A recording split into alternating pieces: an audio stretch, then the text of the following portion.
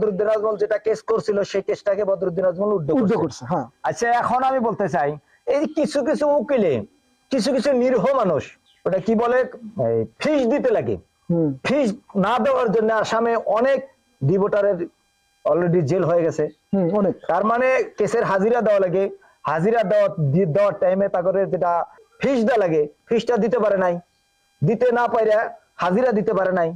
উকিল ছাড়া তো আর একজন হাজিরা দিতে পারে না, অজ্ঞ মানুষ, তার বিনিময়ে মেলা মানুষ জেলে গেছে না।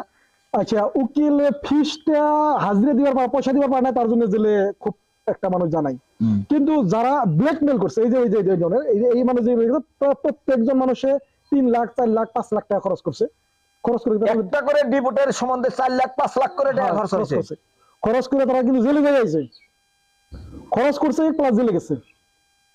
তাহলে শহীদুল, আমি কলকাতার শহীদুল, উনির কেসের যেটা ডব্লিউএস লেখে, ডব্লিউএস রিটার্ন স্টেটমেন্ট, উনি রিটার্ন স্টেটমেন্ট লিখছে শহীদুল একটা পুরুষের সঙ্গে বিয়ে হয়েছে বলে লিখছে। এই জন্য বহুত ভুলের জন্য আসামে বর্তমান গুয়াহাটি হাইকোর্টে 97,000 কেস জমা আছে, 97,000 এফপি থেকে ফরেন হয়ে যাওয়া।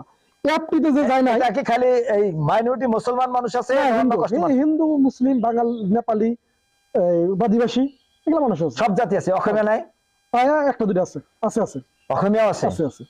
এটা আসামের সমস্যা, এটা এই যে কেউ কয় মুসলমানের সমস্যা, এটা কিন্তু খুবই এই কথা আমি এদের খুবই গরিমা দেই, এটা মুসলমানের সমস্যা, দেশের নাগরিকের সমস্যা। আজকে আমি ভারতবর্ষের সব মানুষকে একটি কথা আমি ইনফরমেশন দিতে চাই যে আসাম রাজ্যে এমন একটা পরিস্থিতি হয়েছে যে ডিভোর্স সম্বন্ধে কতটি মানুষের কথা বললেন আপনি? 1040 জন জেলে আর 97,000 কেস গুয়াহাটি হাইকোর্টে পেন্ডিং বর্তমান। 97,000 গুয়াহাটি হাইকোর্টে পেন্ডিং আছে, এই মানুষের নামে ডিভোর্স করা রাখা হয়েছে, জাতি ধর্ম নির্বিশেষে সব জাতির মানুষ।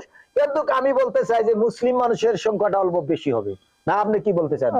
না ওইটা তো কিন্তু ডিভোটার হিন্দু অনেক, কিন্তু ফিগারটা নাই, কিন্তু আমি ডিফারেন্স আমি করতে চাই না, হ্যাঁ ডিফারেন্স আমি করতে চাই না, কিন্তু হিন্দু সংখ্যা 50 ডাউন আইব না, না হইতে পারে, সব জাতি আছে এমন অবস্থায় আসামের পরিস্থিতি।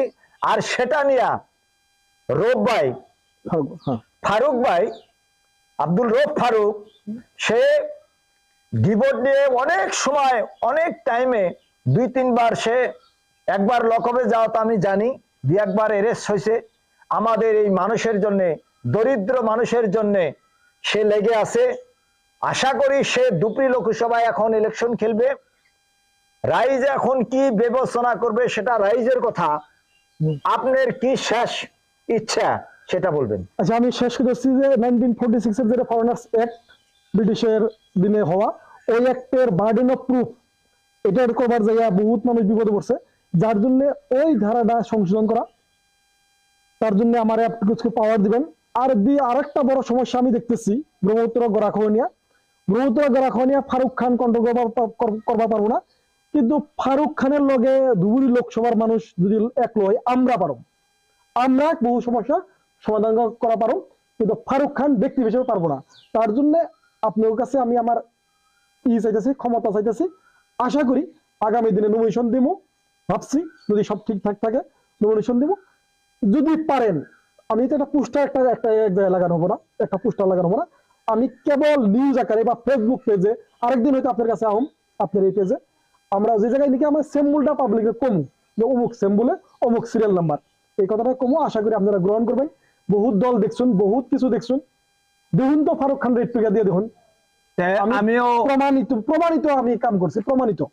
আমিও নিরক্ষর কবি হাবিল উদ্দিন ফারুক খানের জন্য আশীর্বাদ রাখলাম যে আপনি আশা যাতে সৃষ্টিকর্তায় আপনার আশা পুরা করে, সেটা আমার তরফের থেকে, নিরক্ষর কবি হাবিল উদ্দিনের তরফের থেকে আপনাকে ধন্যবাদ জানাইলাম। আর আজকে এখানে বলেই শেষ করছি। খোদা হাফিজ, ধন্যবাদ।